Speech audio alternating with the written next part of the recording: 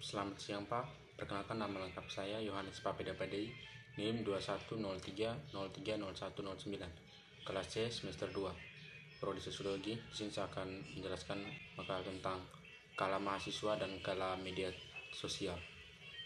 Dapat dikatakan di era globalisasi ini, teknologi semakin maju. Tidak dapat dipungkiri hadirnya internet semakin dibutuhkan dalam kehidupan sehari-hari, baik dalam kegiatan sosialisasi, pendidikan, bisnis, dan sebagainya.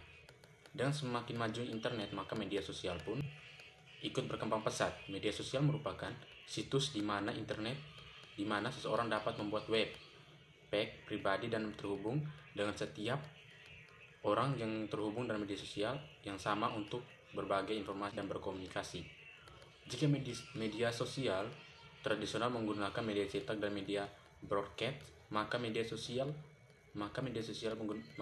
sekarang menggunakan internet. Media sosial mengajak siapa saja yang tertarik untuk berpartisipasi dengan memberikan feedback secara terbuka, memberi komentar, serta membagi informasi dalam waktu yang sangat cepat dan tak terbatas. Perkembangan media sosial di Indonesia semakin berkembang pesat diiringi dengan berbagai infrastruktur yang mewadahi, seperti adanya ponsel, laptop, dan biaya internet yang terjangkau.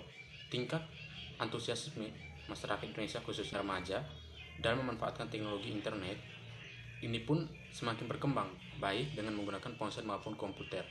Saat teknologi internet dan mobile phone makin maju, maka media sosial pun ikut tumbuh dengan cepat. Kini untuk mengakses media sosial bisa dilakukan di mana saja dan kapan saja, hanya dengan menggunakan sebuah mobile phone. Dampak dari penggunaan media sosial di kalangan remaja itu dapat dibagi dari penjelasan di atas tersebut, dapat menyebutkan bahwa media sosial itu memiliki dampak positif, seperti dapat digunakan para remaja sebagai media untuk memperbanyak teman, mengembangkan diri melalui teman-teman yang mereka jumpai secara online, dan juga dapat memudahkan para remaja untuk mendapatkan informasi dan memudahkan para remaja untuk saling berbagai perhatian. Dampak negatif dari penggunaan media sosial adalah dapat membahayakan kesehatan karena memicu orang untuk mengisolasikan diri. Meningkatnya pengisolasian diri dapat mengubah cara kerja gen, membingungkan respons, kekebalan, level hormon, fungsi urat nadi, dan merusak performa mental. Selain itu, dampak negatif dari penggunaan sosial media di kalangan para remaja diantaranya itu banyaknya para remaja yang kecanduan untuk menggunakan media sosial tanpa mengenal waktu, sehingga menurunkan produktivitas dan rasa sosial di antara remaja pun berkembang. Adapun cara mengatasi kecenderungan remaja di media sosial, itu solusi yang pertama kali adalah berusaha untuk membatasi diri, di mana jika para remaja sudah kecanduan dengan media sosial, maka harus membatasi waktu aksesnya. Mulai kurangi bermain game dan update status, mulai mencari kesibukan yang lain, misalnya seperti bermain bersama teman-teman dalam dunia nyata. Ikut organisasi maupun peran orang tua sangatlah penting. Walaupun orang tua tidak menggunakan media sosial, tetapi orang tua harus lebih menjaga lingkungan dan pergaulan anak-anaknya, dibantu dengan sahabat-sahabat terdekatnya, sehingga jika ada perilaku dari anaknya tersebut berbeda, maka orang tua harus tanggap dan mencoba menghubungi sahabat terdekatnya. Mungkin bagi orang tua yang belum mengenal tentang teknologi internet, mempelajarinya merupakan tantangan tersendiri. Tetapi sedikitnya orang tua harus mengerti internet.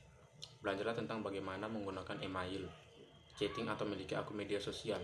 Dengan mengetahuinya, para orang tua juga dapat mengajari anaknya tentang hal ini.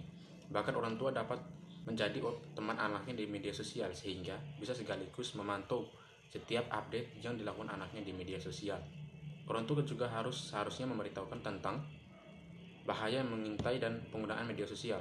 Orang tua harus mengingatkan anaknya bahwa walaupun media sosial menarik, mereka harus mewaspadai bahaya media sosial. Salah satu caranya adalah dengan mengingatkan agar mereka tidak memberitahukan data pribadi secara lengkap kepada orang yang baru dikenal, dan jangan mencantumkannya dalam profil pribadi. Para orang tua selanjutnya adalah memberitahukan anaknya agar tidak menerima semua orang yang ingin menjadi teman dalam situs media sosialnya. Jadi, di kalangan remaja saat ini, media sosial bisa digunakan sebagai tempat curhat dan tempat untuk mencari teman-teman baru yang lebih banyak dan sangat cepat.